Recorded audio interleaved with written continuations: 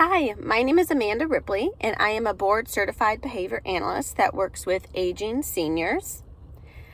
I work for a provider called Abilities Behavior Services, and that is actually housed under an umbrella company called Trinity Services, who provides services for lots of different populations, but mostly individuals with intellectual and developmental disabilities across the state of Illinois.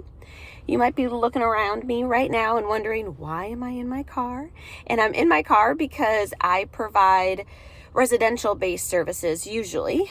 I'm a behavior analyst that, while my love and interest and preference is to work with aging individuals, I am required, really, in order to do that, I have to work with lots of different populations. So under Trinity and Abilities Behavior Services, I have several different hats. I work with individuals with intellectual and developmental disabilities on our crisis team. I also am a community behavior analyst working with adults and children that are still living in their homes. I work with a school district, a local school district, and then I also have neurotypical aging seniors that I work with using private pay. And I think that as a person that is interested in working with aging seniors, having that flexibility is very important, because I'm not able to have an entire caseload of just aging seniors due to the difficulty and constraints of families being able to pay privately. There is not usually waiver or private insurance that will cover these sorts of services. So instead, I really rely on my different hats and my different capacities as a behavior analyst to be able to continue focusing on my interest in working with aging adults. So on the crisis team, I ask that I am assigned many of the older and senior cases. I provide lots of trainings in the community to providers that are working with aging individuals who have an intellectual or developmental disability. So I'm able to pull together my knowledge from neurotypical seniors and all of my experience working with individuals with intellectual and developmental disabilities to create that foundation and teach providers what to do for those aging seniors. I also provide trainings to providers that are working with neurotypical seniors that have aging related issues like dementia.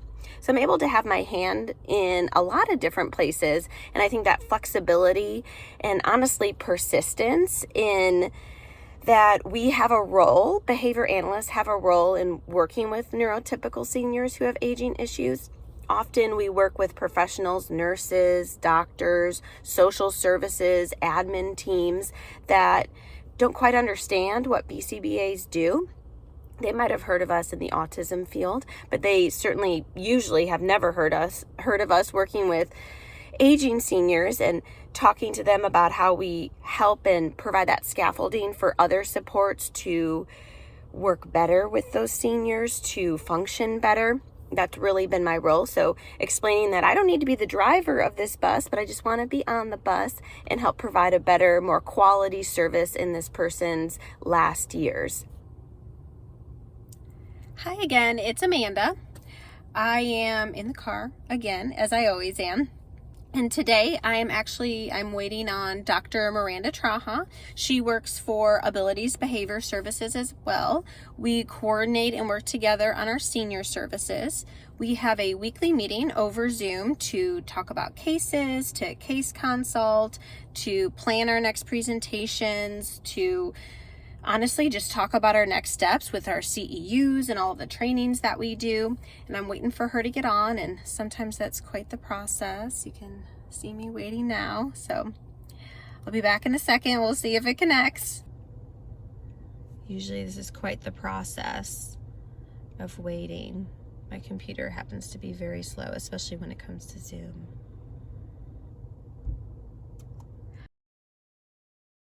Hey, Miranda.